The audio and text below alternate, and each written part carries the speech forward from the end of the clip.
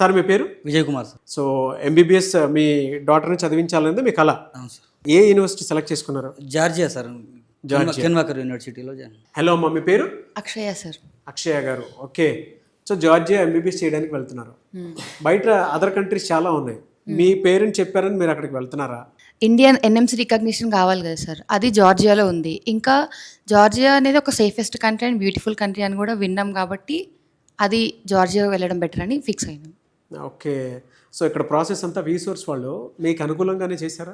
అసలు మాకు దీని తర్వాత పీజీ ఇక్కడ చేస్తే బాగుంటుంది, దాని తర్వాత మనకి లైసెన్స్ అయినా రావడానికి ఎట్లుంటుందో అన్ని ప్రాసెస్ స్టార్టింగ్ నుంచి అన్ని మాకు ఎక్స్ప్లెయిన్ చేసేది సార్ వీసోర్స్ వాళ్ళు మంచిగా. ఆడపిల్ల కదా, సేఫ్టీ సెక్యూరిటీ అవన్నీ చూసుకుంటారు. హాస్టల్ కూడా వాళ్ళదే, ఇండియన్ ఫుడ్ కూడా ఉంటుంది అని కూడా చెప్పారు సార్. మళ్ళీ నేను కెన్వాకర్ ఇంటర్నేషనల్ యూనివర్సిటీ చూస్ చేసుకున్నది ఎందుకంటే పీజీ కూడా ఇప్పుడు ఆ యూనివర్సిటీలో ఒక యూఎస్ఎంఎల్ఏ అని ఒక ఎంట్రన్స్ ఎగ్జామ్ ఉంటుంది. ఆ ఎగ్జామ్ క్లియర్ చేస్తే మనం యూఎస్ఏలో ఫ్రీ పీజీ చేయొచ్చు. ఆ ఎగ్జామ్ క్లియర్ చేయడానికి కెన్వాకర్ యూనివర్సిటీలో మనకి డే 1 నుంచి క్లాసెస్ ఉంటాయి. సో మనం ఆ ఎగ్జామ్ని ఈజీగా క్లియర్ చేసుకోవచ్చు. దానివల్ల నేను ఫ్రీగా యూఎస్ఏలో పీజీ చేయొచ్చు. అందుకని నేను ఆ యూనివర్సిటీ తీసుకున్నాను.